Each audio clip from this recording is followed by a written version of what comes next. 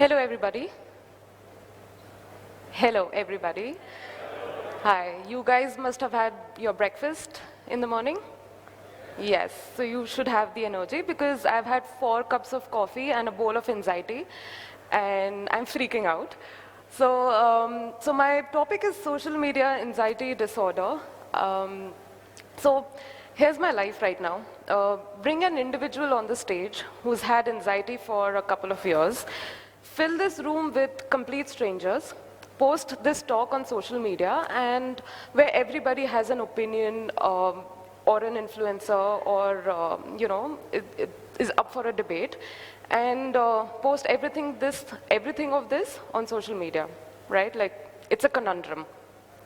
I wanted to be a stand-up comedian, but, okay, the sound. Yeah, okay, thank you. All right, I wanted to be a stand-up comedian, but the queue was really long, so I decided to become a writer. Because it's easier this way, so that, I can always hide behind a book or a laptop in a cafe, and life's good this way, yeah? But isn't this great? All of us are here, courtesy social media, and we are from different parts of the country, maybe from the world, and we are getting connected on a very good scale, and thank you, WordCamp, for giving me this opportunity to talk about social media anxiety disorder.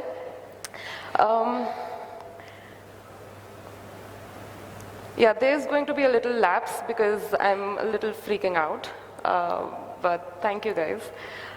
So people are using social media basically to put everything out for the audience. You can use this as your business profile for your bathroom selfies, for absolutely no talent pictures with great filters, and it's basically also a dumping ground for your opinions, for culture, and everything else that you can actually think of. Thank you to social media. Content is being circulated extensively, right? And we are a part of the recipient of all of that which is being circulated. And whatever you can imagine, it is there, right? Like if there is not Google for some time, then there's social media, and it's doing a great job. Now, let's come to the part of facts, because it's a presentation, so of course there's going to be facts. And this is not working.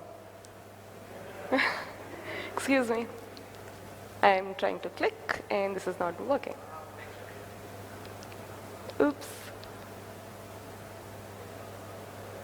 It's a classic presentation, right? Technical difficulty, and I'll crack a joke. All right, great, yeah, okay. So let's get to the facts of social media. According to a study that was conducted on Indian audience, an average Indian spends around 200 minutes of their time, of the entire day, on social media. So that is talking about, in terms like 40% of it on social media. So, sorry, I'll get it back. 200 minutes on the phone, and out of which 40 minutes is spent on social media. So just imagine, we have 80 minutes, and I absolutely refuse to believe that. That's like 1 hour, 20 minutes. So you are technically investing 1 hour of your time on social media in the entire day, because clearly speaking, 20 minutes of your time goes like that in your washroom, right? Scrolling through everything. So, but if we stick by the average usage of the social media, we have to think about it, that what are we actually doing? So 64% of the population which is using social media says this thing, that it is used for information, and I agree. It is used, and a lot of information basically is available out there.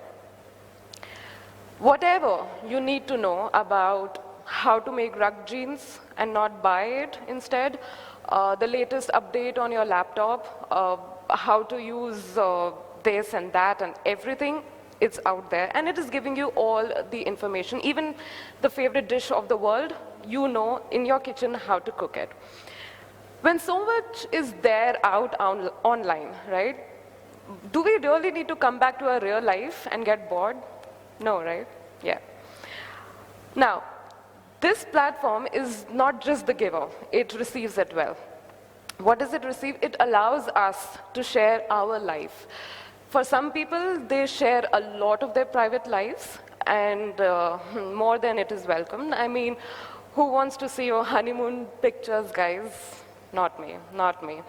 But besides bathroom selfies, and as I said before, the filtered content, there are a lot of people who are making enormous money out of it thanks to social media. Even those without any talent have gained thousands and lakhs of followers. Maybe TikTok is helping. Yeah, okay. Are we allowed to say brand names? No, okay. Okay. So no one's judging, but you understand the power of social media that it holds, right? Everyone can showcase whatever they want to be, whatever they are, whatever they wish to be. It has a massive control over the human mind, right? Just understand this thing. It can cause a lot of ripple effect in the media, in the society. We have seen a lot of people coming out of their closets, a lot of people going behind the bars because of their devious acts. And we have seen a lot of campaigns being created. So there has got a very good social cause, which is also created by social media. But on the parallel lines, social media has created an infamous monster. Yes, the kind of monster that hide under your bed. Yeah, I'm talking about that. Do you know what does it feast on? Anybody? Social media, sorry, what isn't making you sad? Your insecurities are. Yeah, truth bomb. Okay, I will let you know something about humans. So the ones that make use of social media extensively, let's call them, not call them, they are basically millennials and Gen Z. We all are part of millennials group. They are basically the largest number of people or the largest users of social media online.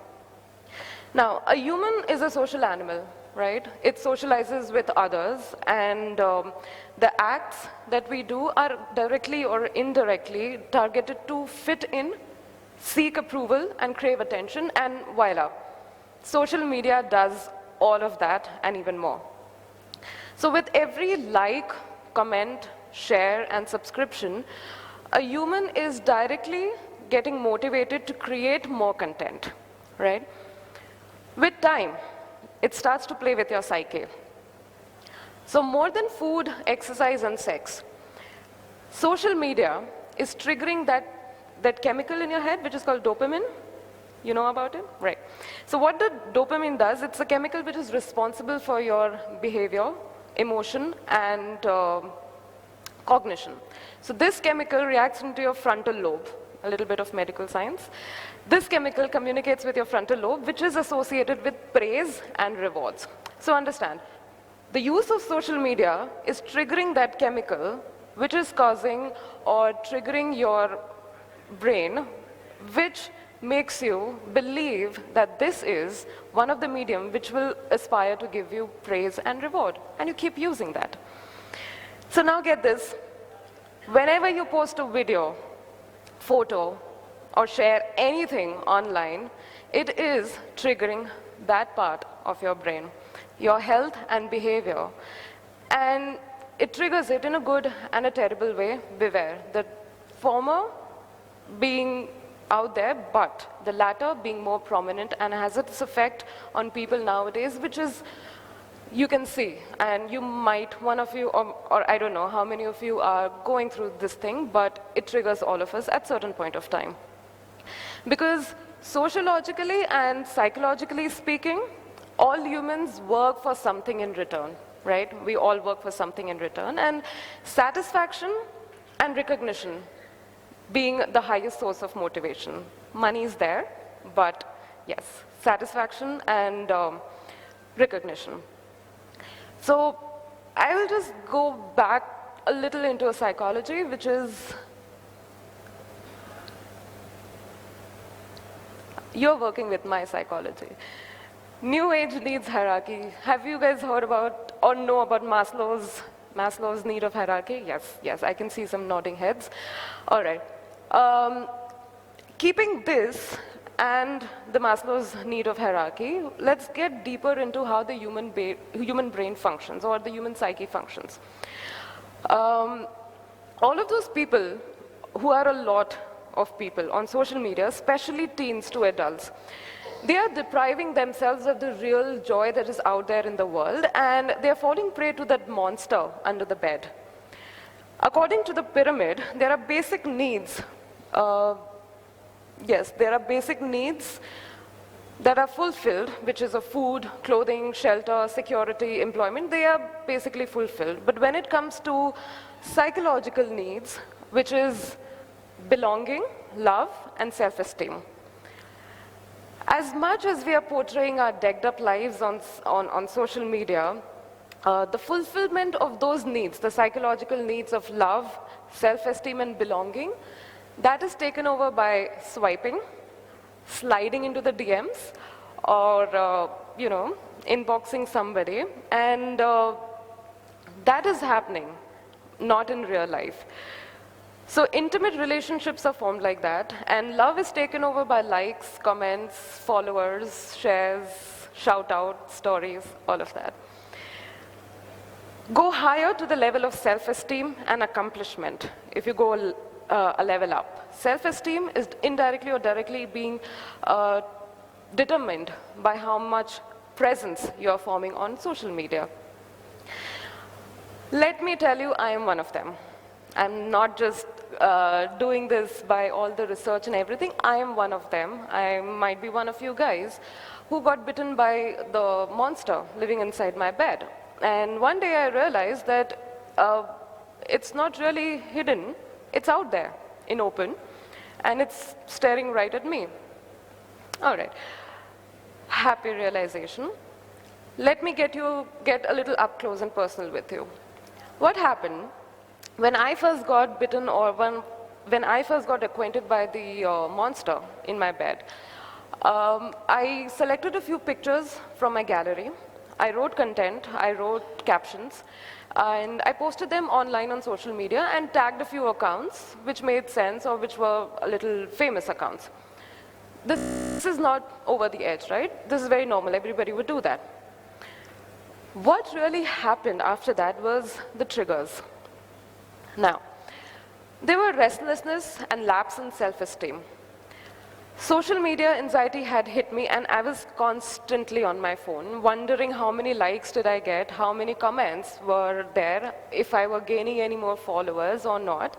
And the fear of missing out made me stuck to my phone constantly, like 24/7. So basically, I can say this thing, my phone became my boyfriend. But no, actually, I wouldn't give that much of attention to my boyfriend. It actually became a flame, and I was the moth, and I was hovering around my phone constantly. And that thing triggered me to create more content. So I started living in the social space instead of the real world. And then what happens is, the difference between family and friends is that the family will keep nagging you when they see you constantly on the phone. But then that's family, so you would be like, nah, resist it and carry on, right? Your friends, they will tolerate you or they will ignore you. And what will happen is, instead of talking to them in a cafe that you are sitting there, you are constantly on the phone checking your notifications, beeps, and everything online, and that will become a part of your life. But it will really hit you when, let me get you a little sentimental about it, but because it has happened with me. So despite all the efforts, all the notifications, and every social life that I have created there, when you have nobody to talk to at 3 a.m. in the night, and the phone keeps beeping because of the notifications that actually make no sense, hello, you are so gorgeous, you're so pretty, nice big deer, all of that would make absolutely no sense because you don't have a real friend to talk to. And that happens because, well, you have basically created your life on your social platform. That is not it. What happens is restlessness. what happens is your mind constantly thinking of thoughts of self-doubt, where your self-esteem is constantly hammered by it. Like imagine there is a part of you which is of self-esteem, which is built over time, and that gets constantly hammered by self-doubt. Are you doing good? Is this good? Is that what people think of me? The judgment and everything arises, and those thoughts keep running in your head constantly. So this is the time when the monster, which is hidden under your bed, is out there. And then what it does to your mental health, that monster, it sleeps right next to you, not just in the night, but it follows you throughout your day. Whatever you are doing, it is right there, hovering around you. Have you seen that movie, Shutter? Yeah, it was a movie. It scared the shit out of me. But yes, so if you can understand, yeah, okay, anyway. So if you get the reference, just go back and understand, like just Google Shutter movie and you will know exactly what social media does to you at certain point of time. It dwindles your confidence, yes. And the thing is, the way you used to pose nonchalantly in the crowd, unaware of what people are doing or how you are doing, or who is looking at you, you were actually setting the right mood, instead of setting the right angle or the right size of your smile and stuff like that, you would bother not in a real life. But then, because of this insecurity and fear in your head, you would constantly be conscious about what is happening. Your confidence would go low. And how you used to have conversations with your friends, like easily and maybe a stranger, you would have given all of that time to those people, but instead you start checking your notifications, you start checking your beeps and everything online. There is constant distress. There is agitation, sweaty palms happening right now. Sweaty palms, shaky legs, all of these are signs of anxiety, whether you notice it or not, but they are there, and it happens. Even though you say out loud in the audience, like, I don't give a damn, but right now, or somewhere when you're on the phone, when you're getting hit by that anxiety, it is right there, and you need to give a damn about it. Okay. But I'll tell you what, anxiety isn't the only thing that is hampering you, and that is not the only thing which is caused by social media.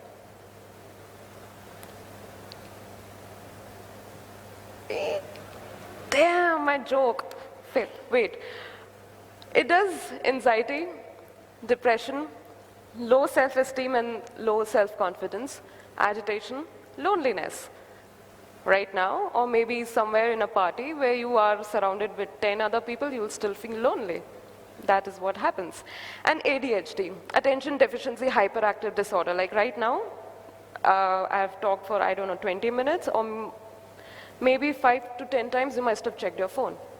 And that happens to everybody. I am checking this, so that is what happens. And this is a real problem, ADHD. Now, when you talk about your problems, like people tend to give you suggestions, and that is completely fine. The thing with us actually, is when suggestions come in our way, what we can do is we can filter them, right? To being good, to being bad, to being stupid, or to being outrageously bizarre. When I talked or when I confided to my friends about this problem that, okay, I think I'm getting addicted to my phone, or maybe I am having all these thoughts in my head and I need to work something on it. So one of my friends suggested this thing that I should delete all the apps of social media. Yeah, right. That thought created more anxiety in my head that, oh my God, what? How am I going to delete all of that and my followers will wonder where I'm gone? Nobody cares. Nobody cares. Even if you're getting extinct from all of your social media channels for a week or month, they will not notice, unless you're Rakhi Sawant. Yeah. So, interestingly enough, I thought of deleting my friend who suggested me that idea, but no, I didn't. I still see his pics after I unblocked him. Yeah, because he was constantly like, you should do this, you should do this. I blocked him. He was hampering my mental health. But another suggestion that came into my head was given to me was to unfollow those people who trigger those effects in you. So out of 200 plus people that I was following, I cut down to around 130. So just understand this thing, 70 people that I was following were triggering anxiety in me, like because of their perfect selfies, their perfect life, and perfectionism screaming out of their voice, out of their posts, and I was not living that perfect life. And that was hampering my social anxiety. And one day I had this revelation and I saw the light at the end of the tunnel. Yeah, nothing like that happened. One day I was like, I've had enough. I've had enough. What I did is I realized that this is happening to me, and I came across, coincidentally, or you can say fortunately, I came across a post which was actually talking about this thing, social media anxiety and cyber addiction and all of those problems. And from there, I saw a lot of other people were actually talking about it. They were posting about their stories and everything that was happening. And it was a relief for me that besides that huge part of social media where people are just talking about the good and amazing life that they're having, is also a part of social media where people are actually talking about the real shit that matters to them, to their health, to everything. And there was a surge of people who were right there. And they were honest as fuck, okay? And so, drum rolls.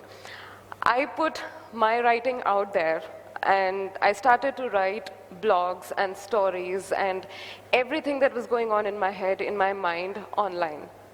Yes, everything that was triggering me, every possibility that I could have of curing myself or talking about it, caused a ripple effect. Again, with one post or with one story of mine, I was flooded with a lot of people talking about social media anxiety and how it was hitting them and their stories. So understand, my one post turned into a 90s Yahoo chat room. Do you remember the 90s chat room? One of anybody? Yeah, okay. I see a couple of nodding heads, and I see a lot of people suffering from ADHD. Anyway, so 90s chat room was coming back into the picture, where we were discussing a lot of things about social media anxiety, what was causing them, what was triggering them, and it became a huge part of discussion. Where we found that some things are beyond our control and the things are slipping out of the hand, we consulted them to a therapist or a counselor, because at certain point of time, you cannot be your own therapist, and your friends and family cannot be your therapist. You need to go to a proper therapist. And mind you, social media anxiety disorder is not just a very small thing to just, brush it like below your carpet, under your carpet. No. It causes real problems in people, and it's just a suggestion that if you feel, even if you're understanding this thing, that it's hampering you, your daily life, find a resolution, find a solution for it. And a therapist is a good person, because as, I don't know if you've seen Daniel Fernandez's stand-up comedy. Yes, he talks about this thing that if only we could trust our friends, we wouldn't need a therapist. So, yeah, friends would listen to you, but then again, they'd be like, they're exhausted. Please go find somebody else to talk to. So you need a therapist. What I did was, writing helped me a lot. And after that, I understand that the same platform that was sucking the life out of me, making me self-conscious, dwindling my confidence, was giving me directly or indirectly that confidence back. If not that effectively, but slowly and steadily I was gaining pace. On a similar line, I started to keep a journal with me all the time. If it's not a book, it can be your phone, it can be your laptop. But very important thing is you need to understand who you are, what triggers you, your emotions, your feelings and everything, because that ultimately is going to help you function better in life. Your cognitive biases have to be in place and be in time to be exactly who you are. So I started writing all of that, but beware. Yeah, the joke is coming. Yeah. Anything off or anything beyond the limit can be exhaustive. So what do? Yeah. You have to control. Yes. Because talking again, so you understand what is happening right now. So when you are talking about your perfect lives, when you're talking about a really great things happening in your life and you're posting them all online, it is giving you that great feeling. But when you're talking about your own problems as well, like, I'm having this problem, I'm having that problem, that also causes a little bit of that also causes a little bit of problems in your head, because you are getting used to the sympathy or the attention that you're receiving. So one day when you don't have any problem, you'll build one. So control your time that you invest on social media, control your emotions that you put out there on social media, because some things are meant to keep it on private. Controlling your way into that gate of social media is going to help you with your anxiety and keep you at a safe distance from getting addicted to it. I'll say take out 15 minutes of your time just talking to yourself. It's not a psychotic behavior, guys. It's not. It's just getting to know yourself better. Just 15 minutes of your time in the entire day with no distractions. Take it all for yourself. You have to understand yourself, as I say. The next thing is write. Yes, I'm constantly putting pressure on this concept of writing, because it does not matter whether you can't differentiate between the words accept and you don't know the exact meaning of metanoia. It does not matter. Whatever is in there, that train of thought has to come on the paper or on your laptop screen. So write. Without fail, because understand, guys, this is not going to be a 4-day tummy in challenge. No, it's going to take its own time depending upon the effect of social media has on your head, right? So if you have a simple fever, taking a paracetamol is going to cure you in like 8 hours or maybe 24 hours and you're sorted. But if you have a viral infection, it's going to take its own time. It's going to take its own course to heal you or to get you better. So give yourself some time. You need to give time some time. Keep a balance between your online and your real life. It's very important. To each its own. You need to understand, again, understanding yourself better will help you understand how much content is to be pushed out and how much content needs to be kept in your head, how much time you need to give to your friends, to your family, to yourself, and how much time the social media actually requires. Because trust me, there are millions and millions of accounts online out there. Even if you're losing followers, don't lose yourself in an attempt to create more content. You have to understand the strength of social media. I'm not saying this thing that just cut social media off like my friend said. You have to recognize the strength that social media holds. A lot of information is out there, as we said, that 64% of Indians believe that it is there, that social media is there for information, and it is a massive source of that. You need to understand something, it's out there. You need to, you need to showcase your talent, you need to showcase your art. That is your platform. But the transition has to come in yourself, in your skills, in your practices, but not by comparing yourself with others. Comparison is something which you do not need to do with others. You just need to compare yourself, what you were a day ago, what you did a day today. That is how comparison takes place. Use this media to learn, as I said. There are a number of channels, personalities who are doing a great, tremendous job out there. Follow them and get inspired, get influenced. But don't stop writing your own story. Recognize the weakness of social media. You know, the one that hampers our mental health. As I said, and there was a very famous YouTube video also of it, that you need to unfollow those people who are bad for your mental health. You need to completely unfollow them. You need to, if you have, like, for instance, if you have body insecurities, you don't need to follow models, you don't need to follow actresses, because you don't need to know that that is that perfect body that you aspire to be, because that's not perfect. That's airbrush, that's Photoshop.